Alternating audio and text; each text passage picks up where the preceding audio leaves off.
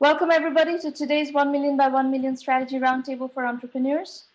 Most of you who are here at least have some background, I hope, of 1 Million by 1 Million, that our goal is to help 1 million entrepreneurs reach $1 million in annual revenue and beyond. And that, I'm sure you also appreciate, is an audacious, ambitious goal. And the only way we're going to be successful in achieving something that of that magnitude is with your help. So assuming that all of you are either working entrepreneurs or aspiring entrepreneurs, all of you need to build $1 million businesses for us to collectively reach this goal. So it's a global movement. It's not just a business. It is a business, but it's not just a business. It's also a global movement. We want to build an economic engine of the world that really drives entrepreneurship at a very, very large scale around the world. So that is the platform to which you are here today to discuss your businesses. Now, as far as the format of the call is concerned, today we have a packed program. We have 5 entrepreneurs, and we are co-hosting this with the Israel Startup Network. Arlene Marom has been a fabulous activist behind the scenes. She's one of our affiliate partners. ISN is one of our affiliate partners, and she has pulled together this event with our team. And we're going to hear from entrepreneurs today who somehow or the other are related to Israel. Either they're pitching from Israel or have bicontinental operations with part of the team in Israel, part of the team in the US, and so forth. So we're going to go in the order: David, Yossi, Alicia, Ido, and Noam. The call is being recorded, and the recording will be made available to you to listen later. So as you're discussing your business with me, if you feel that you need to go back and revisit the nuances of the discussion, you will have the recording available to do so. And of course, we get a lot of people who cannot join the call live, come to the blog and pick up the recording to catch up with what happened today at the roundtable. We have a big following of these events. We've been doing it for a long time. Our 100th roundtable is coming up on October 6th. And a lot of people live tweet during this call, so please feel free to do that. Our Twitter account from which Maureen will be live tweeting is at 1M by 1M. So if you are live tweeting and if you want Maureen to retweet what you're saying, just draw her attention by attaching hashtag 1M1M or at 1M by 1M to your tweet so that she can pick up something to retweet from you. Okay, so the first presenter today is David Nordell, New Global Markets. David, if you could unmute your line and come online and tell us what you've got. Okay. And speak up a bit, please. I am online. Go ahead. Can you hear me? Yes, we can hear you.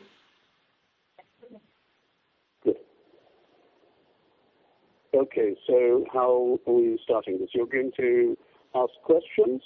No, you need to tell us what you're doing. Okay. We are developing a customer identification platform for the financial industry that will make it possible for people who have been identified by banks in one place essentially to be able to open bank accounts in other places or open accounts with other financial services in other places without further identification. The problem is created by international banking regulations. Essentially, anytime you want to open any kind of financial service account, you need to go through an identification process called Know Your Customer. You have to bring documents, you have to bring proof of identity and address and so on and so forth. And because now more and more people are doing business with multiple financial institutions, sometimes in different countries, it's becoming an extremely difficult process. Also, there are lots of people who are moving to different countries and they want to open an account as soon as they arrive. And the regulations make it extremely difficult to do that. I've seen it happen where a bank will say to a potential customer, sorry, but we can't open an account for you because you don't have an electricity bill or a telephone bill or whatever to prove that you actually live in this address. So what's happening is that financial institutions are losing business. The customers are finding it more and more difficult to get financial services. This is something, incidentally, that's applicable to millions upon millions of Indians who are moving around the world for work purposes, but not only Indians, obviously. And that's causing a great deal of trouble, and incidentally, it also doesn't create the level of financial intelligence that was the purpose behind all of this regulation. So what will happen is essentially you create a secure identity, and then you'll be able to use that secure identity to do business around the world without any further difficulties. So this is what we are creating. And the value proposition, as you can see on this slide, is basically for the B2B market, which is banks and other financial institutions, the B2C market, which is the customers, not only individuals, but also corporate customers who need to do business around the world. So, David, are you proposing to do this within a certain bank? Like, are you, let's say you have a bank account in a London, let's say London, Hong Kong, Shanghai bank branch, and you're saying that the same person can open an account in let's say a Bombay branch of Hong Kong, Shanghai bank, or are you talking about interbank accounts? Yes, because that's part of the difficulty. Even within the same bank, most of the time you can't actually do business in another jurisdiction without going through the same identification process. There's one very big international bank, HSBC, that serves for what's called premium accounts. If you are identified in one place, usually in the UK, then you can open accounts in other countries. It's not yet working. And the problem is not only within an individual bank, but also that sometimes you want to do business in another country where your first bank doesn't have a branch or doesn't offer that kind of business. Also, we're talking about lots of different kinds of financial service.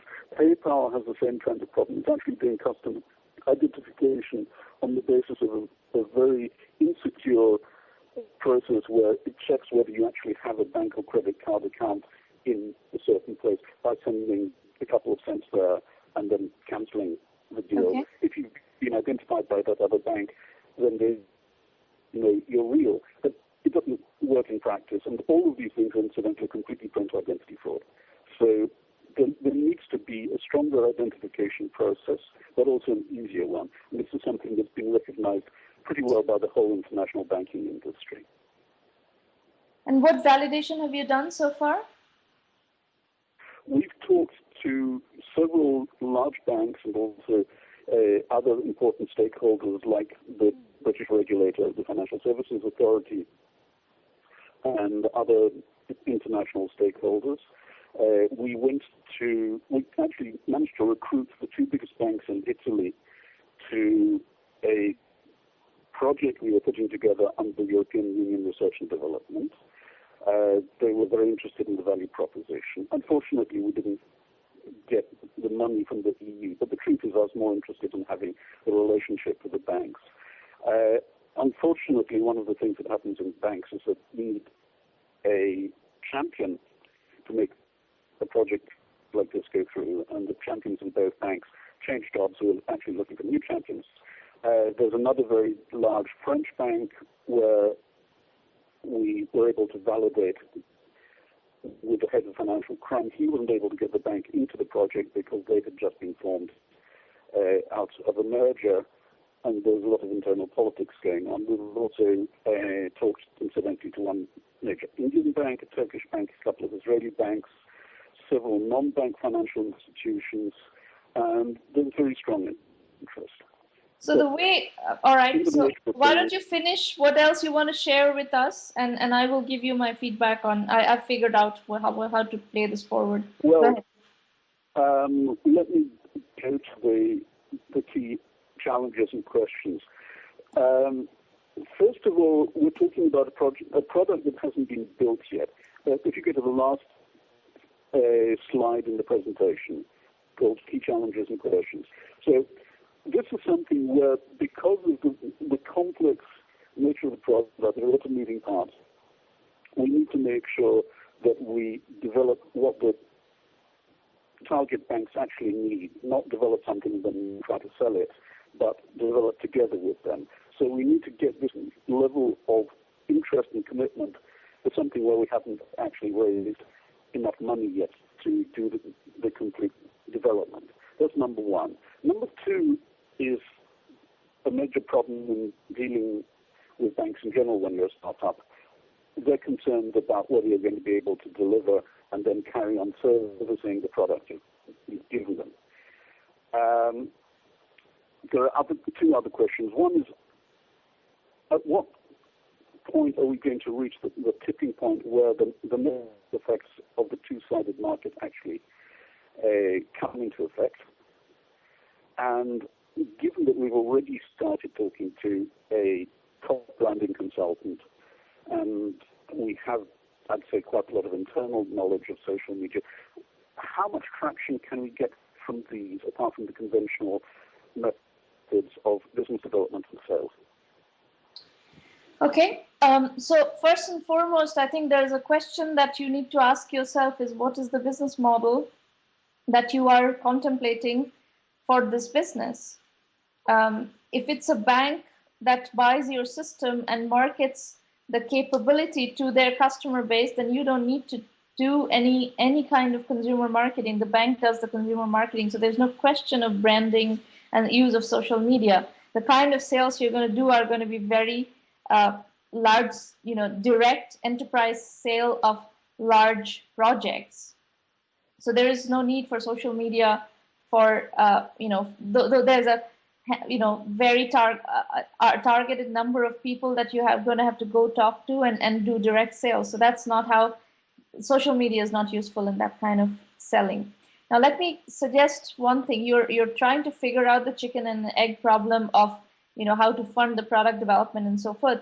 This is a classic scenario where you should go to the banks that you're talking to, and if there is sufficient interest, you should ask them to pay for the development of the system and do it as a service project.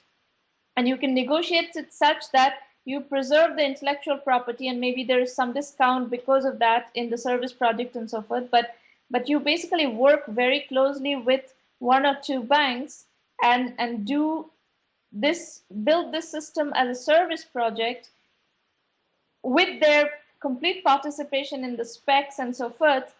And that will both finance your project, the early stage of the project, as well as get you really close to the customers and get you to the right specs. This is it's going to be incredibly important to get the right specs for a system like this. And I think at this stage of the game, you will not be able to convince any investor to fund this project unless you have some of that kind of close relationship with the banks going on. Because there are too many moving parts here. The regulator, as you rightly pointed out, there are too many stakeholders whose points of view need to be accounted for, and the interest in solving the problem is for the banks, right? The bank wants to make it viable for their customers to do international banking, and perhaps they are striking up relationships with other partners. Let's say a bank in the UK has a relationship with a bank in India, and they want to make it seamless for their customers to do that. I'm assuming that what you have said here is a validated validated problem that banks are interested in solving. And if they are interested in solving sufficiently, then they should be willing to pay you to build the solution. And in that case, a startup will not be an issue. We put a lot of time into this validation, and by the way, the regulator we talked to has basically given backing to what we want to do, says that from a regulatory point of view is perfectly okay. He's given us a roadmap for how to get ourselves supervised in order to provide the service. So, and that is, I think, is a very David, just a second. I think that regulation point is a very, very serious point.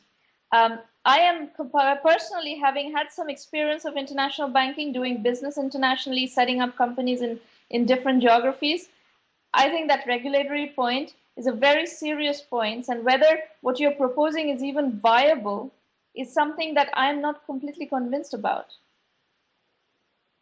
So unless you can present a very clear roadmap of how all those regulatory issues are going to be managed, I don't think this solution is necessarily viable, and the only way you would be able to sort all that out is by taking a real case study of a real bank who wants to do this and has, can get you in front of the regulatory issues of that particular scenario.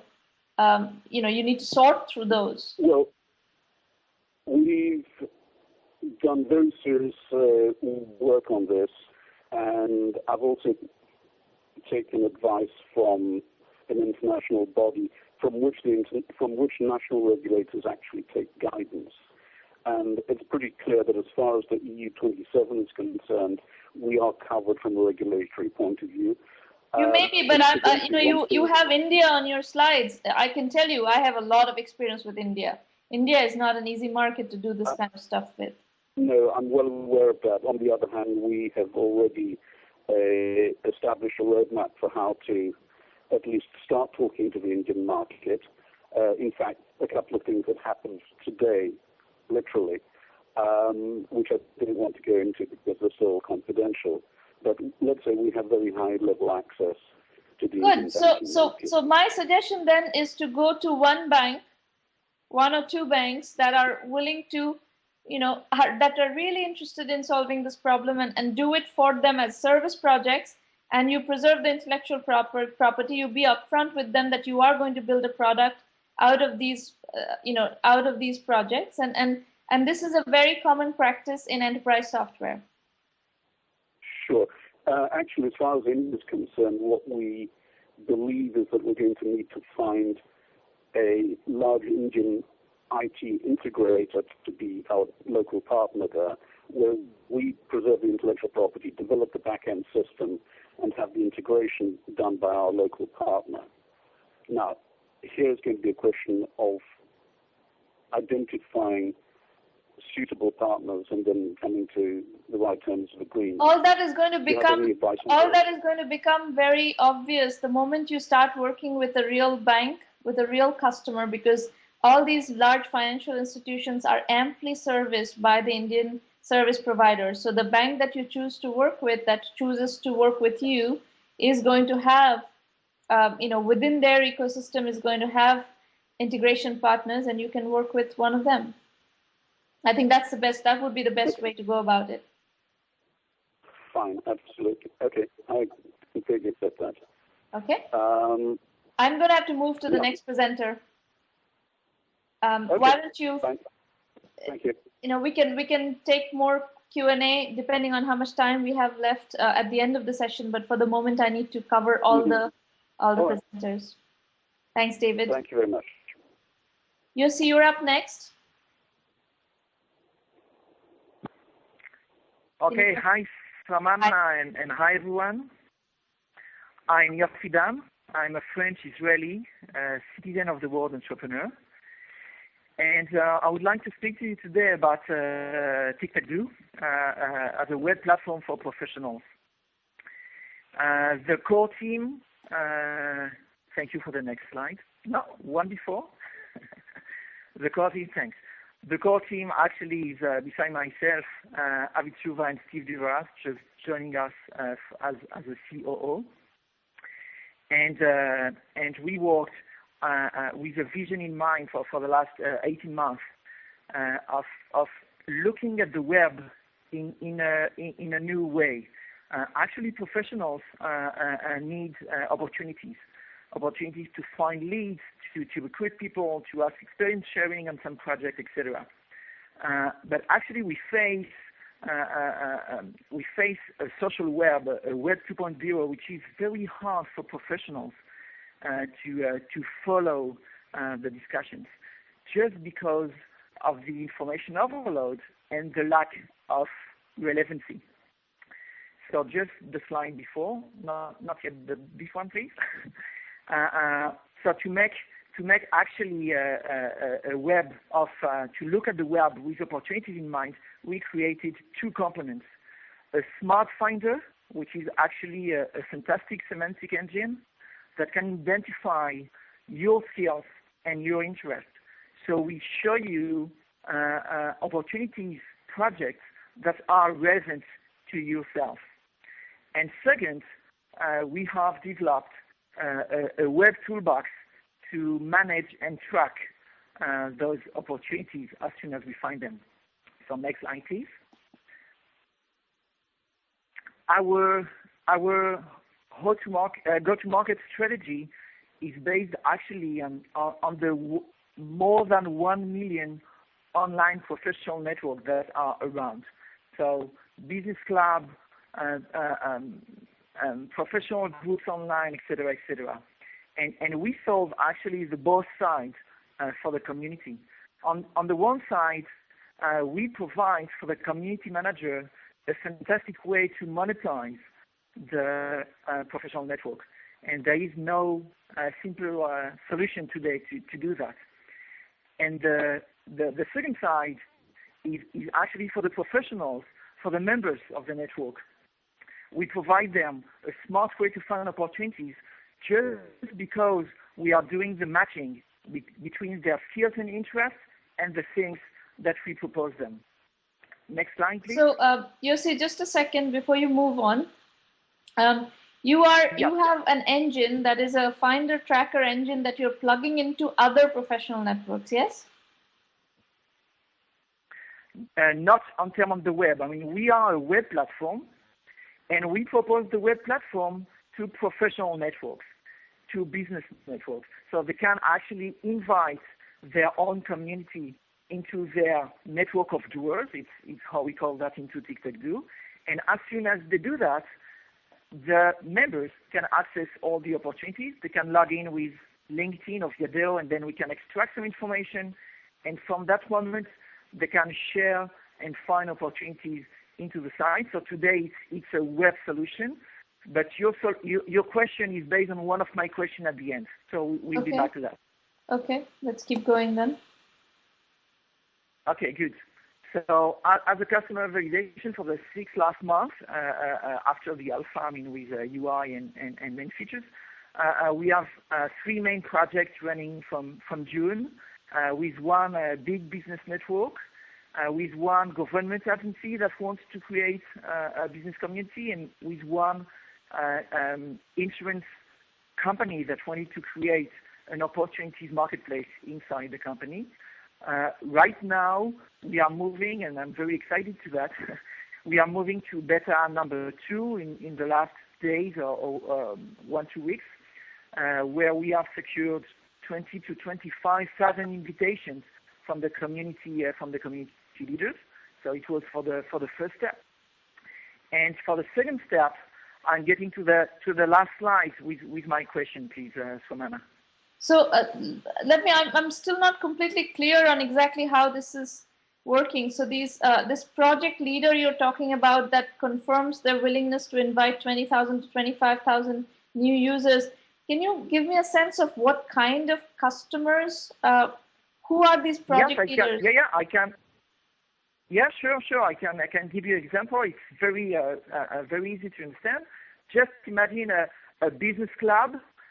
So we have, for instance, a large high-tech business club in France, with more than 20,000 members. Okay. And actually, we have built that together inside TikTok Do in a 5-minute process. They have built up a new web interface where their community can share and find and exchange around opportunities. And our high value proposition is the fact that we can analyze the what we call the social doing, and for each member we identify their skills and their interests, and thanks to that we can propose to those people the relevant opportunities that can interest them. And as soon as we do that, we can engage them with a collaboration platform, and this is already something that we are very familiar with in the web. I see. So actually, the business network is one of the 3 main projects that we have. So conceivably, you could go to the various LinkedIn groups and Viadeo forums and tell them that we are going to do this for you on a custom basis. Yes. Exactly. Okay. Exactly. And what is the business so we can model? move to the third. What is the business Sorry? model? Okay, the business model actually is, the business model is revenue sharing with the community manager. It's a freemium model, so we have always in the Tic-Tac-Do network of doers free to contribute and the ability to interact with all the members. But as soon as we want advanced features with special alerts, etc., of opportunities, there is a premium subscription. The community manager decides about the pricing. I mean, we do not enter into that, but we have a model of revenue sharing between them and us. So this is the model. The question I have today to you, Sramana, are about the finance, the growth, and the go-to-market strategy. So about the finance, after seed funding and personal financials into the startups, we need a funding round. So one question is about that. The second question is about our growth. Do you think that we should invest into more networks and provide them the solution, or providing for the three main customers that we have today, provide them a high value and specific development, etc. And the third question is our high IP around our semantic engine. We ask ourselves if we should keep it inside Tic-Tac-Do or we sell the technology outside of Tic-Tac-Do, just inside, as you said, LinkedIn, Viadeo, etc., etc. So these are the three main questions that I have for you today. So, I'm not comfortable with the business model assumptions. The business model assumptions that you've stated so far is not going to get you to any kind of financing round. So you need to think through how does this business get built? Who does this? I think your premise that there are communities who have members on LinkedIn, on Viadeo, on Xing, and on various other social professional networks, and putting them together and figuring out how to make those relationships and that community work with each other, leverage each other. I think that's a reasonable premise. But if I were you, I would try to find specific communities that can afford to do this with you and really care about delivering value and have enough traction in the market as a community of their own, for them to have the leverage to take something, take a set of people who are already on LinkedIn. LinkedIn is already a community. So you are suggesting creating almost a community of LinkedIn, using the data on LinkedIn and using the data on other professional networks to create something of value. And it's not quite clear yet whether you can deliver that value or not. So you need to prove that there is value in that and in taking that off. And second thing is you need to figure out how that monetizes. So I think you need, and I don't know the roster of alpha beta customers you're working with. So this may be happening in your alpha beta customers, but I would like to see at least one or two anchor customers with whom you can actually exhibit that this can be done. And maybe again, similar to what I said earlier to David, is maybe with a large enough customer, they are willing to pay you some money to even do that for them. Maybe you can do it for a corporation. Yes. Okay. Thank you for your input. Actually, one of the three main projects. I mean, we have a big business network. We have the French Foreign Affairs, the French Ministry of Foreign Affairs that is building right now a business community in Europe and Middle East. And the third is one insurance company that actually wanted to integrate into their own social collaboration system our skills and interest engine, and we just it's two different targets, and for us it was very important to decide if we are much more for internal into the company or outside, connected to online networks. So this was one of the big questions, of course. Yeah. So here's what I would do. I would kind of I have a feeling that you are not quite yet aware of what your technology, what your engine is capable of doing, without taking some real life examples and creating real use cases of value propositions. It's going to be hard to make that determination. So my suggestion would be take projects from these kinds of beta customers, and even if people are willing to pay you some money, right now I think revenue sharing is going to be hard to manage for you because you need some cash to fund operations. So even if it's a small amount of money, I would take these as projects and start understanding what your capabilities are. I am not completely sure that you understand exactly what value your engine is going to deliver in specific scenarios, whether it's internal to a company or it's a public social network for a community. Okay, good point. Thank you for your input. All right.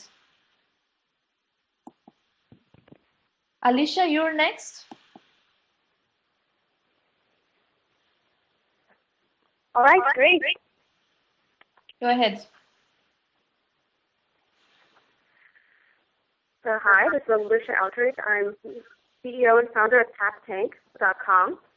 So users come here, go to TapTank to tap into their network to get things done in their life, and most importantly, really achieve life balance.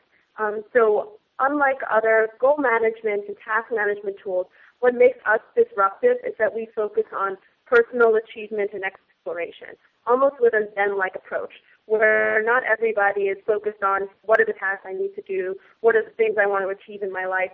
We focus more on how do you want to achieve balance, what do you want to accomplish from working with your family, doing more activities with your family, spending more time with friends, and we call them the life categories, from 9 life categories, and that includes career as well.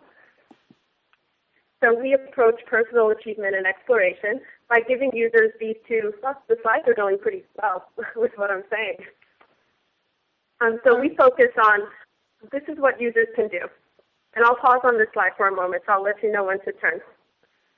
So users can explore interests and find activities and plans to do with their friends and people they know. That's the use case of, I don't know what I want to do. The other use case are planners, where they execute, they want to know what they want to do, or they found something through our exploration tool. For both approaches, users cannot plug in their social networks to explore what activities we suggest to them based on their online activity. So we can actually go to the next slide. Before you do that, Alicia, let me ask you, what are the categories that you said you have 9 categories. Can you tell me quickly what those 9 categories are? Yes. So it's career, family, fitness, health, friends, and the last one. The last one was education. Okay. So what we try to do is we break it out and those basic categories in your life. That's all in the background, though. The big picture is this, where number one, users sign up for TapTank, you plug in your social networks, and then based on your online activities, we aggregate, here's what your interests and skills are. Currently, at the beginning, we support Facebook, Twitter, and LinkedIn. later on where it supports Google+. After we aggregate, all you've done is log in. We aggregate, here's what you're interested and skilled in, and suggest plans and activities that you might want to do based on what you've done online and who you're connected to in your social graph and might want to do those things with you as well. From then, you can either, if you're a planner, then you'll proceed to either add goals that you're interested in and you want to do with those people, or you can just click a plus sign and really perform those activities and goals with the people that you know in your social graph. And you get additional data too from a personal aspect. I spend my days for the last 5 years working with brands to say, here are what your fans want to do online. So brands would come to me and say, how do I engage my audience? What do they want to do online? So companies have that information. We want to switch it up. People should have that information and say, here are what my friends might want to do with me. I want to spend more time with friends. I want to build relationships. I want to bring, TapTank wants to bring social networks back to online and offline merging. Because what we do online is very relevant to what we do offline. And we feel that we can turn that balance so that our online activity can support our offline engagement. So we can collaborate, and number 4, share our goals and barter with each other to complete those goals. Or just have some fun doing some cool activities that are near us. So our competitive analysis, here's what's going on in our space. Most competitors at this point in goal management and achievement in general are stealth or beta. We have the old practice of sort of like 43things.com where users social motivation, you post what you want to do, and then other people thumbs up and say, good job, you've done a great job. And then you've got the newer ones, which one of the notable companies are Lyft, which was announced on Rewrite Web recently that the Twitter founders had become engaged in, where they really, there's a disruption here to figure out what we want to do next in this space. So from our perspective, others have focused on motivation and execution. We focus on a layback solution where users can explore. They're already online. We tell them what they're interested in. They can modify that, and we have a data advantage because we explore their social graph to suggest who in their network would want to do things. And again, the networks include Facebook, Twitter, and LinkedIn. Okay. Next slide. So business summary, where we are right now is that we have our alpha sign-up site up at taptank.com. Users can sign up there. We haven't published that too much. We have about 500 users that have signed up, interested. Some notables are editors at TechCrunch and a lot of media and contacts that we've met. We have closed a pre-seed round of $100,000 to fund development and research. And we'll be opening our seed round in a few months. But the key point here that I want to point out is just that we're launching our early alpha site later this month, literally in about 2 weeks. So we'll be giving users access to the exploration features. And then in October, we'll be launching the beta site. Mm-hmm. So if you want to achieve life balance or just see what the internet thinks you're interested in, sign up. What is this target value? Target value is $200 million. What is target value? Target value now, before our funding was $1 million. What does the term target value mean? That is not a business term we use. Oh, sorry. It's based on what projections of how our competitors in the space are performing and the number of users that they have. Well, what is it? Is that a valuation number? Is that a TAM, total available market number? What is it? What does target value mean? Target value, it was market value. So valuation, you're talking about valuation. Valuation, yes. I see. That's actually the target valuation. This slide is probably a little bit more focused to investors, so I should have actually included a different slide. Now, target value, by the way, is not a term that investors use either. It's either valuation or market size, something that you have to use. Target value is an ambiguous term. Just feedback. Yeah. Okay. The founding team. Can we? You don't have questions. You don't have a question slide. So what are your questions? Okay, that's fine. Sure. So just the founding team. So I focus on team leadership in startup and corporate environment. Well, sorry, the slides are moving a bit. And my main focus is social web strategy. As I mentioned before, I work with brands to really tell them, here's how you can engage your audience online. And why I wanted to switch it up and really empower users, where here's how you can use the internet to engage others to achieve real goals and build relationships online and offline. Yael Greenberg is our business development and marketing finance contact. So she's skilled in more merger and acquisitions and marketing.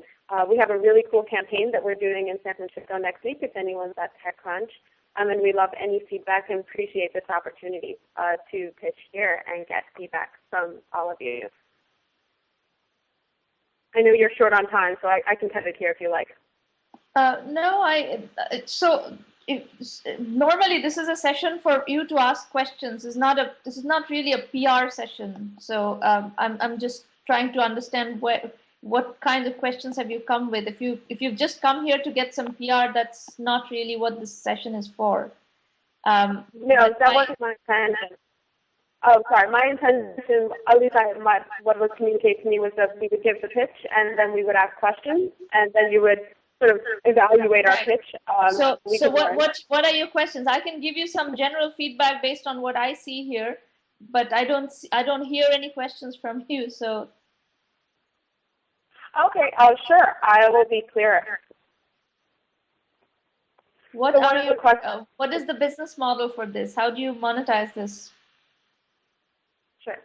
We plan to monetize by really giving the companies a way to market to users in a way that is relevant to users' actual lives.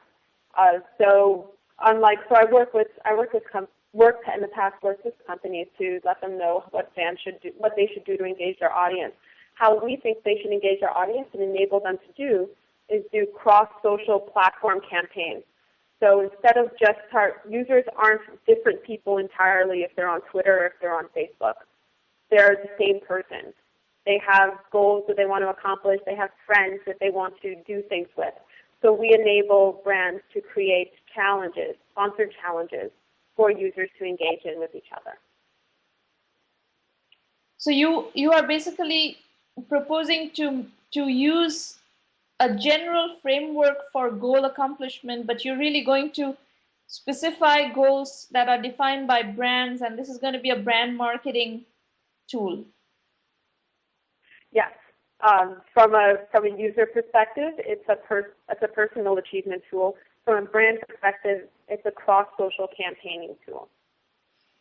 One example of that. My feedback on that is you talked about this 9.9 categories and blah blah blah. So let's say I'm a fitness brand, right? You come and sell me this. I'm a fitness brand. You sell me this tool that you have to customize the product for me to do a fitness-oriented goal challenge. Otherwise, it's not going to be of interest for me, right? It's not. If I'm a fitness brand, I'm not interested in career goals. Mm-hmm. But you might be interested in. Oh, sorry. What was that? So do you understand what I'm saying? If I'm a fitness brand or if I'm a weight loss brand, let's say there's this brand called Weight Watchers, right? They're a big advertiser. If you go to Weight Watchers and tell them, okay, I'm going to create a branding campaign for you, a social media branding campaign, where we are going to put weight loss goals for our community, for a large community, and you create a challenge and you create incentives and you will pay, somehow or the other, the brand pays you a certain amount of sponsorship to run this campaign for them. Now, Weight Watchers would not run a career goal campaign. They're going to run a fitness goal campaign. That's correct. They would run a fitness campaign or a health campaign, which is, so to recap, the categories were, and I'll use a specific copy now: career, learning, health, friends, hobbies, and family. So Weight Watchers, and actually one of the favorite examples I had was P90X, where P90X is this very popular fitness campaign that celebrities, men and women use alike, to do a 90-day challenge. And P90X offers that naturally. They would be a prime example of a fitness challenge that users would want to do. And users that are interested in fitness would be suggested that as an activity to do with their friends. And any of their friends that tweeted or talked about it or mentioned working out on Facebook or Twitter would be suggested as people to do that challenge with. So one of the first things I think you should think about is that your business, the business that you just described, is a B2B business. You are a social media advertising agency of sorts, of innovative, differentiated social media advertising agency for brands. And your beta program should not be a consumer-focused beta program. It should be a brand-focused beta program where you go find a bunch of brands who are interested in running campaigns like this and run campaigns for them. So if I were an investor in this company, what I would be looking for is beta customers, beta brands who have run campaign with you, and I would try to understand how much are they willing to pay, what kind of business models are the brands willing to engage with you on. Mm-hmm. And from our research so far, brands are willing to pay quite a lot to target their audience. That could very well be. That could very well be. But you need to. So my point is, don't launch this as a consumer company. This is not a consumer company.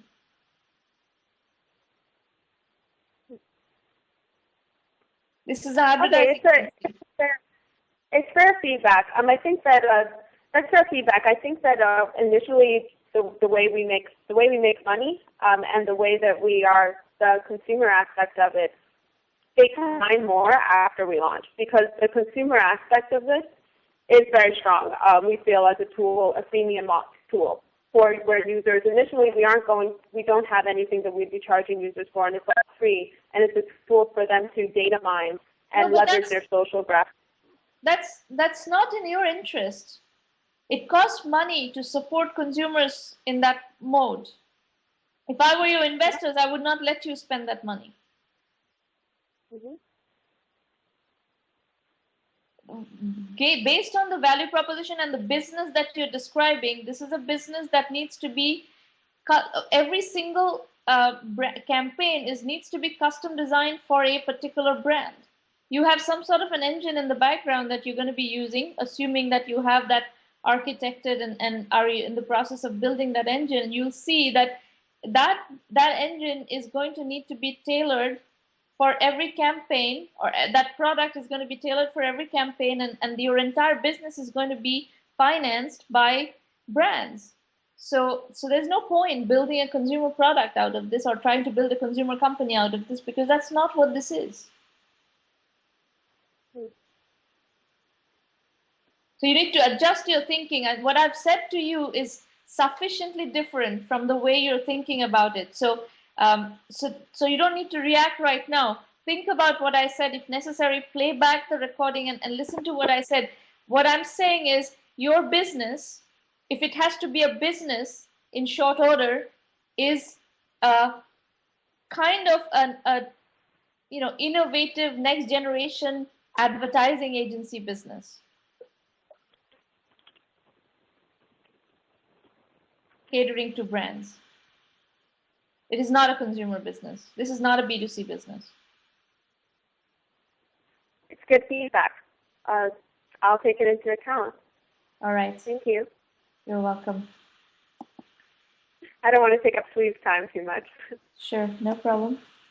Steve is, Ido is next. The company is Sleeve. Yes, hello? Hi. Can you hear me? Yes, we can hear you. Tell us what you've got. Excellent. All right, so hello everyone, and let me introduce myself first. My name is Ido Wolf. I'm co-founder and CEO with Sleeve. You can turn to the next slide, please. All right, so I want to focus a few minutes about Sleeve, and then we'll talk a little about the market and our execution plan. So Sleeve is a full ecosystem designed especially for college and university students that helps them learn in 21st century mode. We have 4 layers in our system. As you can see in the slide, the first one is a digital notebook that replaces the need for books, binders, pens, and everything else that students use today. It's cross-platform. It works on iPad, on Windows, on Macs, and in the future we'll have a version for Android devices as well. Everything that students will write is synced to the cloud, and they can access it later on from any other platform. And the notebook itself is very unique. You can add videos, animation, YouTube clips, anything that you want to the notebook. And it has a dynamic toolbar that adjusts according to the subject that you're learning. For instance, if you're learning math, your toolbar will have a calculator, graphs, tables, and so on. If you're learning English, for instance, you'll have a Hebrew-English dictionary and things like that. Our second layer is all about collaboration. It's everything that considered sending and receiving content from one student to another. We developed a unique mirroring technology that enables the best student in class to show everyone else live when he writes. Everyone else can see exactly what he writes and add their own thoughts on a different layer. It synchronizes with smart blackboards and smart projectors, so everything that the teacher writes also appears live on everyone else's sleeve. We have an ongoing discussion chat between the teacher and his assistant and the students. So questions like, what page are we on what you just said, can get immediate answers from your friends or from the teacher. Our third layer is the marketplace. We have 2 types of content here. The first one is user-generated content, or in this case, student-generated content. Everything that students produce is from lesson summaries, and their own notebooks, papers they written, and so on. And they can also add their own services using the mirroring technology. They can have tutoring and other services they may offer to other students. A second type of content is professional content. Is everything that, of course, ebooks for students and other third-party vendors that we are partnering with. Some of them videotape the best professors in the U.S. as if they're giving you private lessons, so they can sell this type of content in our marketplace. Our revenue is actually based on our revenue model is based on revenue share through the marketplace. We want to make Sleeve a free app to get the biggest audience we can get, and use just revenue share on the marketplace. Now, on top of everything, we added a layer of gamification, just to get it up to beat with the wide generation of students. So everything, just like any other gamification mechanism, also here students that will participate in class and will help their fellow students and upload content to the marketplace. They will get points for that. Then they can take the points to the marketplace and get things for this as well. We have also a progress bar that enables them to set up their own personal goals for the semester. Things like I won't flunk any course, or my average will be 70, 80, 90, and so on. And we can have a goal for the entire class set up by the teacher. So again, nobody will flunk the next test and things like that. Okay, can you go to the next slide? All right. So a little about the market. I will summarize it quickly. Today we have about 300 million students worldwide, and this number doubles every 5 to 8 years. There's thousands of colleges and universities all over the world. I think only in the U.S. there are more than 5,000 colleges. And I'm not going to speak about ebook sales and our competition. We'll leave it to another time. Now, about our execution plan. First of all, Sleeve is built in from its core to be viral. So if you share something and if you help your friends, then everything goes in sync with Facebook and Twitter and Google Plus as well. We're planning to have an on-location marketing, which means going to the universities and finding those specific students that shared content, that they're the ones that love to write and summarize everything, and make them kind of a partners with Sleeve and get them to advertise Sleeve in their own classes and colleges. We also planning to partner with smart blackboard and tablet manufacturers. Right now we partner with Apps in Israel, which developed a sophisticated smart projector, and we're kind of collaborating and working together with APIs, and we're going to market each other. And also partner with the ebooks publisher for advertising campaigns. Can you turn the slide? All right, so far, we just finished the first class of Venture Geeks, which is the Israelis Y Combinator. We're going to release a beta version in 2 weeks. And we're in discussion with Tel Aviv University and the top 2 colleges in Israel.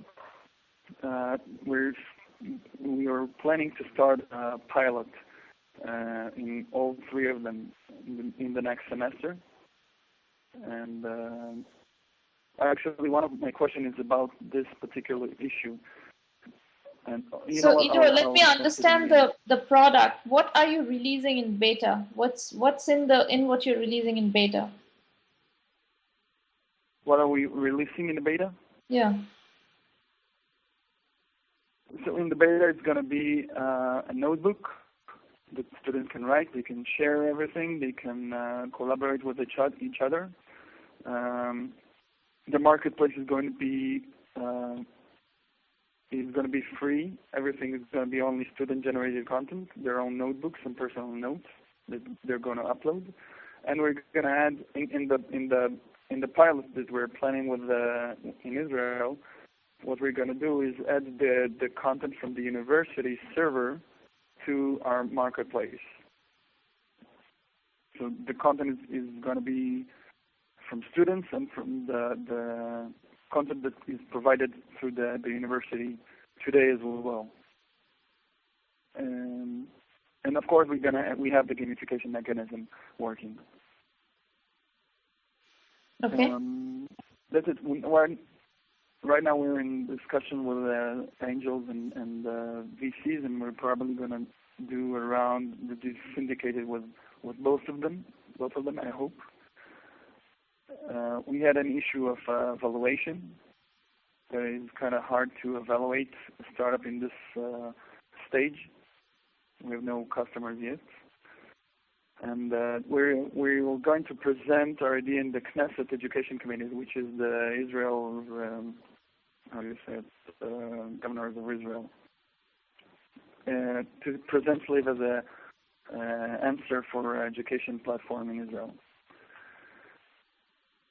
And what is the feedback from what are you trying to do with Tel Aviv University? You want Tel Aviv University and these Israeli colleges to adopt this platform as, what's in it for them?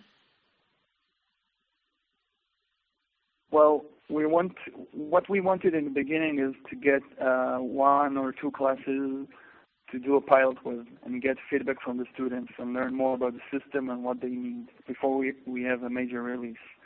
But we had some articles written on us on local papers and news organizations.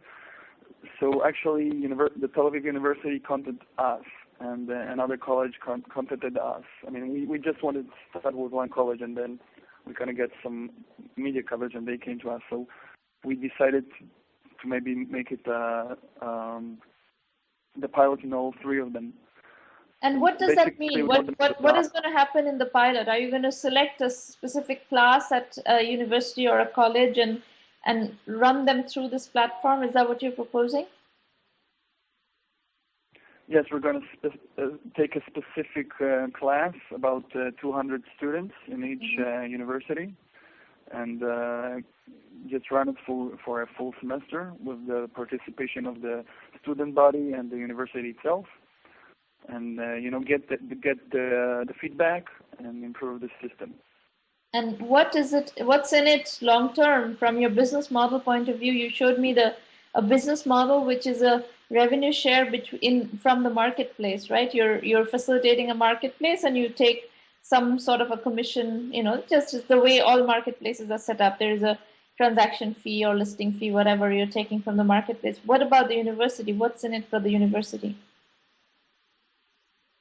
Well, this is exactly kind of the issue here, because what we know is that universities, they don't like to pay. So the pilot is going to be free. Afterwards, if they want to get their own logo and make it a kind of personal UI to the system to their students, that's going to be with a payment. But if they won't do it, so we're going to say just on the revenue share on the marketplace, and we won't charge the university for anything. But if you don't charge the universities for anything, are you sure that they will let you do this at universities? Yeah, I mean, we were kind of amazed at the willingness of them to get this system in. And we've been talking with them for 3 months only, but we had more than 10 meetings almost with each one of them. Mm-hmm. And they are looking for a solution for their students. I mean, they all understand that they won't be using computers or paper for a long period now, and they're looking to it's a competitive market, so they're looking to get their edge in the market. Okay. I'm okay, so asking you the questions which you listen to me asking these questions. You should ask these questions as you're going through these kinds of betas, because the answers to those questions are important for you to understand which direction to go from your go-to-market strategy point of view. But go ahead, you have questions. Yeah, I'm sorry, I didn't hear you.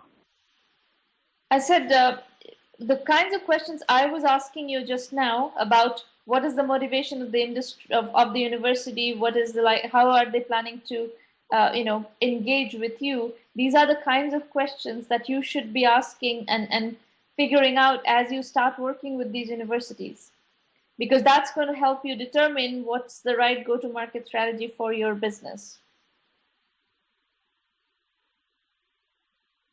Yeah, so I didn't understand, but I think what we really want to know exactly is how should we approach this? Should we contact students and market exactly directly to them, or should we actually get money from the university for everything, like a white label kind of thing? Or should we go to independent projects? That we have several options. I written an inmates education system for prisons. So the question is really, which one should we choose, and how should we approach them? See, my take on this is there are lots of assumptions that you have to understand. Let's say you try to do a pilot in a class.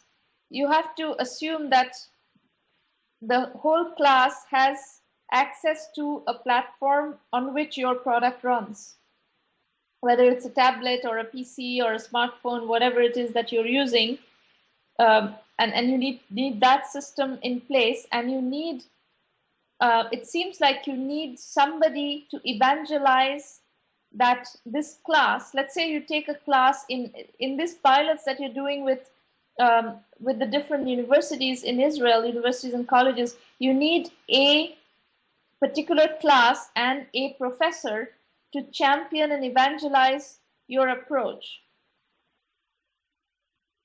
So my hunch is that even more than the educational institute, the people that you really need to evangelize this are the professors and the teachers who are going to be bringing this to the student body.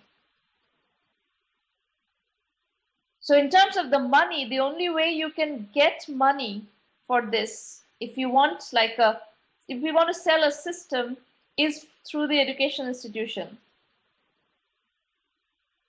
And that the advantage of that is that a marketplace starts to produce money after you've got adoption, and you still need to finance the early parts of this business. And your assumption is that you're going to raise money to finance the early part of this business. If I were doing this, I would want to hedge that bet, and I would want to make sure that I can also get some customer money to fund this. So one of the hypotheses I would test is whether, based on the beta that you're doing with these educational institutions, whether they would be willing to pay you some money to market this to their, to provide this as a technology framework for their student body. So of the three options that you put here, number 2 would be something I would definitely test. And I don't know yet whether they will say yes or no, but if you can get them to pay, that customer revenue would be very interesting to bring this to market. So you can do a combination of solutions that are white label solutions from the institute with maybe marketplace revenue sharing as a combination deal. But if you can get educational institutions to actually put skin in the game, put some money, give you some money to roll this out in their institution and evangelize them, it's going to be very important for you to get the buy-in of the teachers and the professors, because they are the ones who are going to be, quote unquote, adopting this model for their classes. So that's, my preference would be to go in through through point number 2 for the moment, and get this validated in a set of universities, and that is the fastest way you would be able to get to the student community.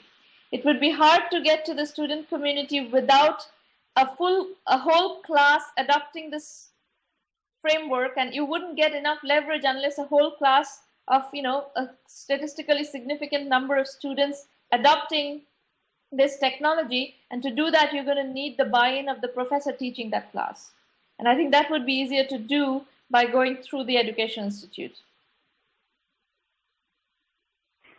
All right.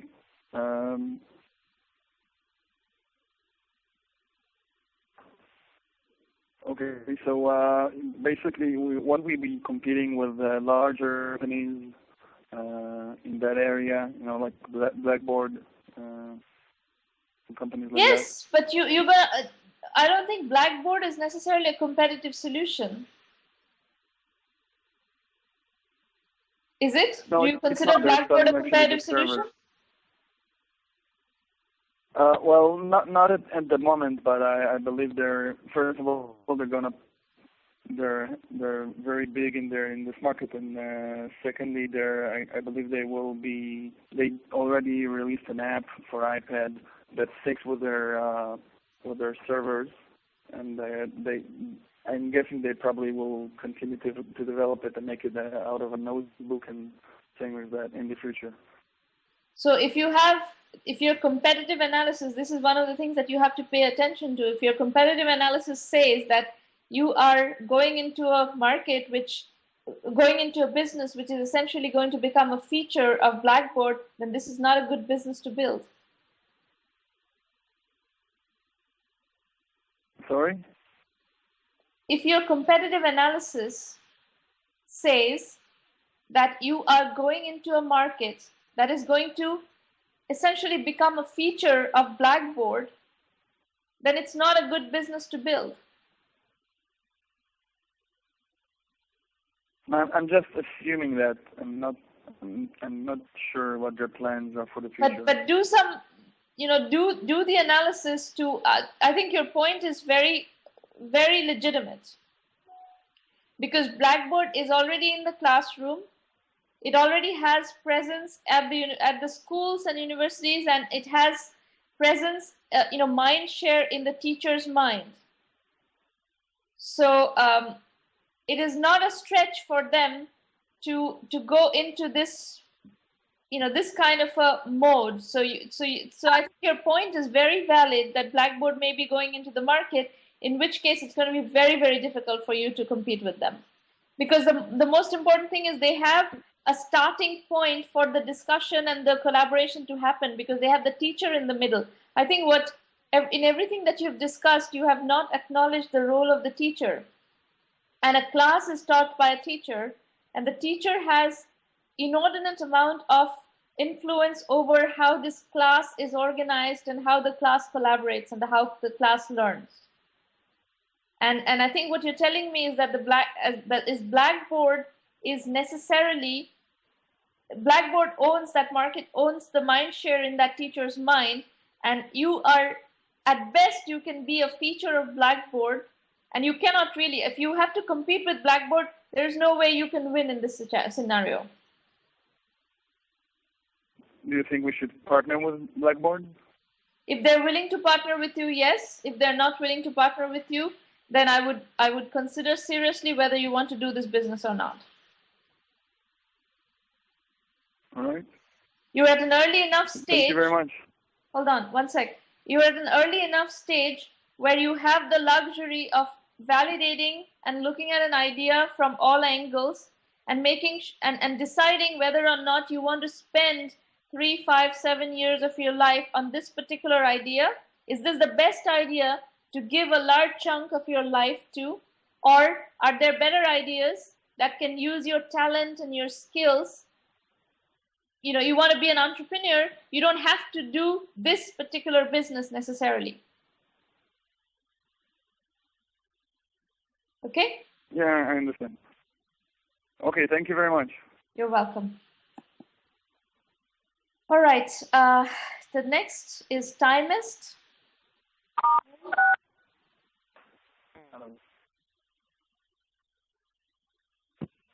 Now, if you could unmute your line and come and tell us what you've got. Hello, can you hear me? Yeah, go ahead. Can you hear me? It's Noam. Yes, we can hear you. Yeah, thank you very much. I'll try to make it quick.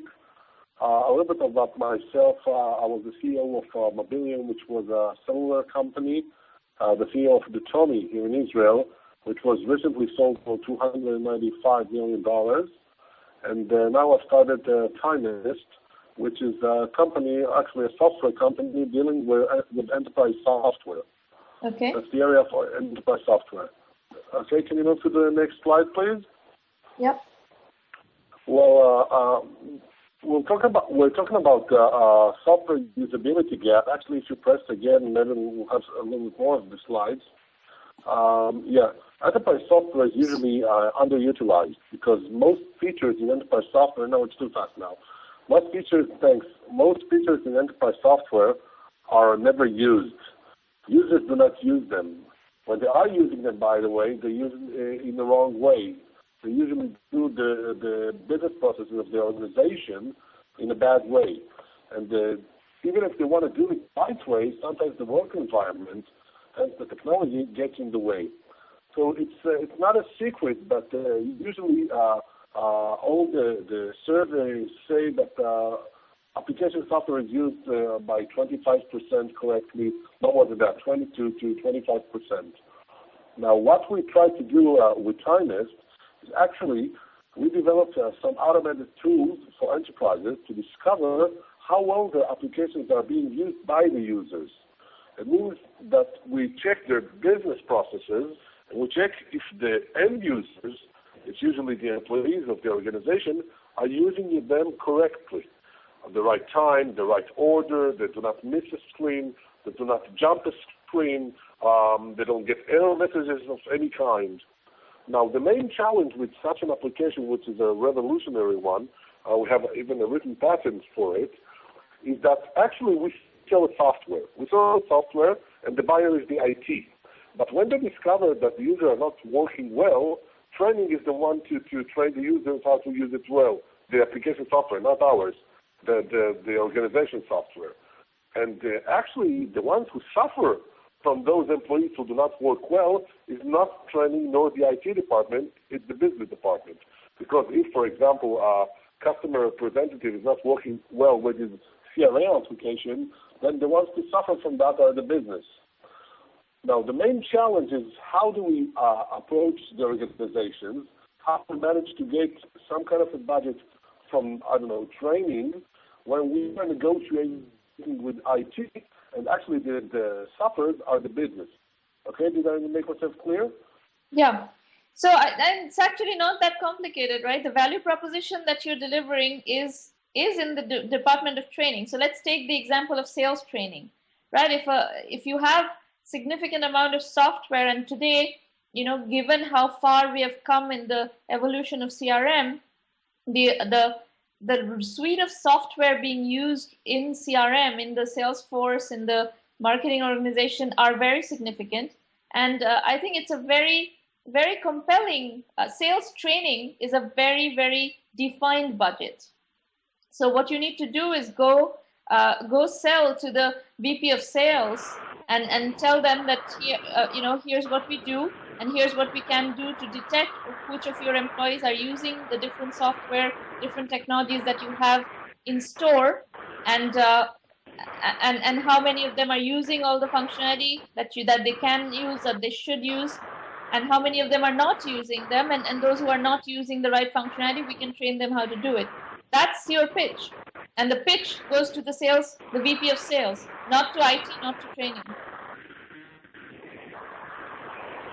Okay, and the budget should come from sales, you say, actually.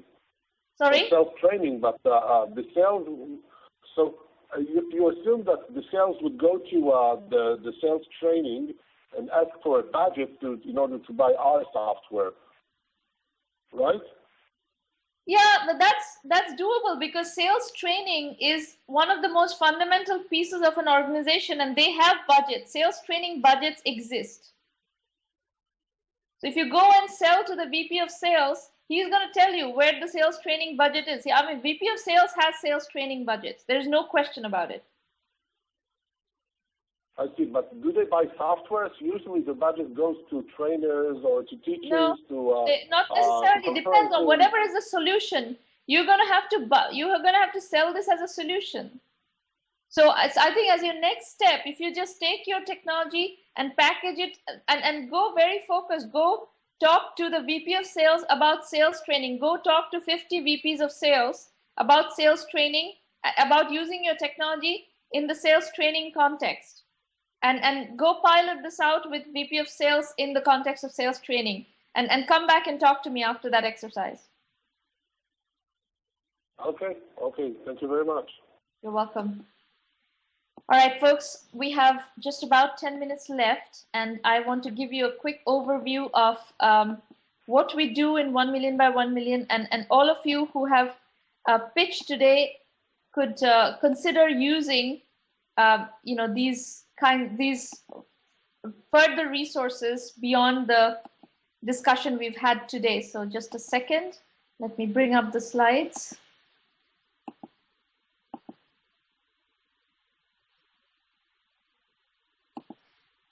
Before we go there is a Facebook poll on our Facebook page. That's www.facebook.com/1m/1m, where you can go and vote for your favorite company that you heard a pitch from today. And in terms of further resources, we have a whole bunch of things that we'll point you to today that you can use further. One is our blog, www.sramanamitra.com, which is a whole lot of case studies and industry trends information, functional articles, all sorts of things that are available entirely for free. And the Entrepreneur Journeys book series, which is a series of case studies and interviews with successful entrepreneurs who have shared their tricks of the trade, their success secrets with us. So there are 4 books in the Entrepreneur Journeys series. The first one is Entrepreneur Journeys Volume 1. The second one is Bootstrapping, Weapon of Mass Reconstruction. The third one is positioning, how to test, validate, and bring your idea to market. And the fourth one is innovation need of the hour. Together, this series starts synthesizing what we have learned in doing about 6 years worth of case studies with successful entrepreneurs, primarily in the domains of technology, technology-enabled services, online businesses, e-commerce, etc. And that's what this book series starts to synthesize. And we have two very, very core philosophies in the program. One of them is bootstrapping and maintaining, making as much progress as possible without depending on investor money. And then the next piece is being very precise about positioning. Laser sharp positioning is the best way to bring a product to market in an efficient way. And that's something that we want you to learn and practice as a best practice in business, in your entrepreneurship journey. The books are available on Amazon and Kindle internationally, and in India, we also sell it through Flipkart. So that blog is at sramanamitra.com. In addition, every Thursday morning at 8 a.m. Pacific time, we do these strategy roundtables. We have our 100th roundtable coming up this October. So we've done numerous roundtables over the last 3 years, and we have a very clear understanding of what kinds of questions we see from entrepreneurs, what kinds of issues they're struggling with, what are the commonly made mistakes, why entrepreneurs get rejected by investors. All this we have very, very good understanding of, and we can help you, navigate the world of entrepreneurship, the world of investors, the world of customers, the world of partners, channel partners, all sorts of things, media analysts, very, very effectively through this program. You're very welcome to use these free roundtables. Then we have a premium program, which is a $1,000 annual membership fee for extensive methodology guidance. We have a very concrete curriculum that speaks to this methodology of lean, capital efficient entrepreneurship for technology-enabled services, online businesses, outsourcing, and so forth. We also do extensive business development, and we have private strategy consulting sessions similar to this, but for members only and behind the paywall, which we don't make. The recordings are not made available to the public, and you cannot attend that unless you're a member. We help you with financing. We have an extensive network of investors in our orbit, and we also help you with media relations, and we have quite a strong media platform, lots of syndicated media presence, and so on and so forth. So we can help you navigate basically getting your product to market from many, many different angles, and all that is part of the premium program that is a $1,000 annual membership fee. We have a self-assessment test, which I recommend each one of you who's working on an idea or a business to take, so that you can calibrate yourself against a 9-point questionnaire, which basically addresses all the issues that you need to hit and check off in your business building process. And at any point, if you get stuck, those who become premium members and have access, you have curriculum modules to help you understand specifically what am I talking about when I ask you for, a bottom-up TAM analysis, for instance. If you go to an investor without a bottom-up TAM analysis, that means that you haven't really thought through exactly how to build the business. And many entrepreneurs go to investors without a proper bottom-up TAM analysis. We recommend that this is a pitfall that you do not go through. You avoid this pitfall so that you don't get rejected by investors on the grounds of not having a bottom-up TAM analysis. So this is just an example of the kinds of things that we want you to be aware of. The site for the premium program is 1m1m.sramanamitra.com. This is what it looks like. If you go to the top right-hand corner on the black bar, there is a link for premium program and FAQ. These are 2 pages that I suggest you study to understand what that premium program offers. As far as this is what to expect from the premium program is where the premium program link goes to. Now, as I said, the methodology is lean, capital efficient, bootstrap startups. Please be aware of the fact that 99% of the entrepreneurs who approach investors get rejected. We don't want you to get rejected by investors on a regular basis.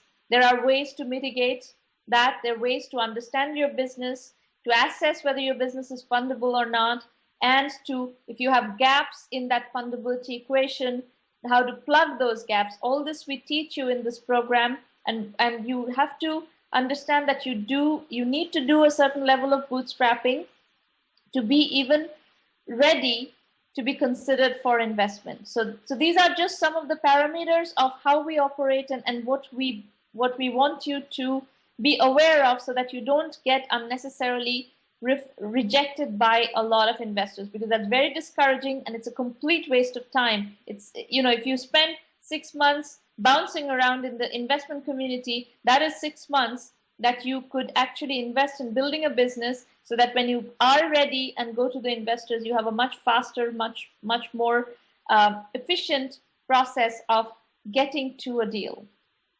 Now, this is a description of our curriculum. We have a core curriculum and a set of elective modules. In the core modules, we have 7 segments: bootstrapping, positioning, market sizing, customer validation, financing, customer acquisition, and team building. And this is a set of segments that we want you to cover fully, because these are points that you have to learn and you have to understand fully if you want to be a successful entrepreneur. Then we have a set of electives which are aligned with the trends of our industry today. There are a lot of people who are building web businesses. There are going to be 5 billion people on the internet by 2020. So Web 3.0 and e-commerce, we believe, is a very, very lucrative area, very big trend in the business today. Cloud computing and business solutions is also a very, very active area for entrepreneurship. Outsourcing and consulting continue to be interesting areas for building businesses. Mobile and social apps are very, very hot right now. Healthcare, IT, online education, gaming, these are all hot areas, and we cover each of them in specific dedicated modules. All of this has discussion areas, discussion forums, areas where you can ask questions about specific topics, and so on and so forth. And of course, as I said, we do investor introductions, we do customer and channel partner introductions, we do all sorts of PR, and so on and so forth. So there's a whole lot of services here. The curriculum, the core and the elective curriculum, is based on case studies of several hundred successful entrepreneurs. And in video lectures, I have synthesized these case studies to give you, best practices and strategic nuances of how entrepreneurs have been successful before you, and so that you can quickly, effectively learn from these lessons. You must, when you think about 1 million by 1 million, especially the curriculum, think about it as a curriculum that is being taught by over 500 successful entrepreneurs. Even though I am the one who's synthesizing this curriculum for you, and the video lectures are my lectures, really what we have done for 6 years is I have sat down with hundreds of entrepreneurs and talked to them for an hour at the minimum, and extracted their lessons to be able to bring it to you in a synthesized, portable, digestible, easily digestible format. And that is why the 1 million by 1 million program is so powerful, is we have been able to synthesize all this tribal knowledge of Silicon Valley and elsewhere in the world where entrepreneurs have been successful by following certain strategies. And the fact that we are being able to bring this to you in an easily consumable format is one of the most powerful elements of 1 million by 1 million. Now, this is a press coverage, this is a press coverage of a deal that we have done with a couple of our 1 million by 1 million portfolio companies, with a larger company called Persistent Systems, that is a 100 million plus company with a very big channel into corporate customers, large enterprise customers. And what we have done here is that we are taking the 1 million by 1 million companies to market using the channel of persistent systems. This is one of the principles of 1 million by 1 million is we try to connect you with good channel partners so that you can bring your product to market through various channel partners. And that makes life a lot easier in many cases for small companies that are always constrained for resources. So it's a best practice. It is something that we are also facilitating through our own deal making and our network. In addition, as I said, we do a lot of PR, media relations. This is an article that I wrote about a company in our portfolio called OrangeScape. And OrangeScape has a specific offering that plugs a gap in Google's App Engine product. And this is an article I wrote in Read Write Web, positioning them and explaining what they do. And this gave them a lot of exposure in the right audience for something that they do well. This is a comment from one of the entrepreneurs who was on this roundtable. And he wrote to me on my Facebook page saying, Sramana, I had raised money 2 years ago from angel investors, and now I have exhausted all that money. I wish I had access to 1 million by 1 million when I had some money and I could do things in the right sequence the way you're advising, rather than burning through all that cash by doing things in the wrong sequence. So the takeaway from that is there is a sequence. There is a best practice to doing the right things in the right order for a small company.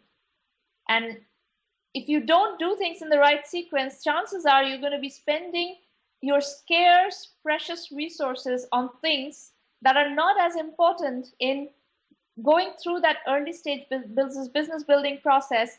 And as a result, you'll run out of money and you will not be able to raise a follow-on round because you've not reached the kind of milestones you need to reach. So it's a very big lesson it was a big lesson for me as I was building this, hearing it from an entrepreneur who burned through all the resources by doing things in the wrong sequence. We work with a lot of incubators, by the way, incubators and accelerators. And in some cases, we have partnerships with these incubators where they're putting their companies through 1 million by 1 million and following our methodology. In some other cases, we are taking our entrepreneurs to other accelerators and other incubators and giving them access to additional resources once they have gone through some sort of pre-incubation with us. So there's a broad range of incubator partnerships that we do. We have our 100th roundtable on October 6th, 2011 coming up. We strongly encourage that you attend this event. And those of you, by the way, on that particular event, there are meetups being organized by 1 million by 1 million volunteers and aficionados around the world. So if you want to organize an event, a physical meetup event around that, please contact us. Our upcoming roundtables, we have roundtables all through September, every Thursday at 8 a.m. Pacific time, and all the way into October as well. So that's pretty much all I have to say in terms of the formal presentation. We are kind of out of time. I don't really have a lot of time for doing Q&A today, so I will just take one question from the audience. If you have a question, please put it in the group chat and I'll try to answer it, but we have gone significantly over time at this point, so I will need to close the session. These are our partners, and we are very fortunate to have a lot of partners around the world who are supporting this program, and we thank them for sharing the load of promoting entrepreneurship around the world with us. We also have an affiliate program, and today's program has in fact been organized, co-hosted and co-organized by Arlene Marom, who is one of our affiliate partners, and we share a 10% affiliate fee with our affiliate partners. So if you want to be an affiliate, you're very welcome to also contact us. And of course, our technology partner is VView. And this entire platform that we're using today is the VView platform. We love the platform. They've been a great partner as well. So it looks like there are no questions in the audience. And I know all of you are need to get back to your work schedules and get on with your day. So I won't keep you. We will meet here again next week, same time, same place. And please help us spread the word. And if you had registered to pitch, I know we had a lot of registrations to pitch today. If you registered to pitch today and were not able to get a slot, we will definitely try to schedule you in one of the follow-on roundtables. Maureen will be in touch with you. Thank you very much, everybody, for participating in today's show, and we will see you next week. Bye-bye.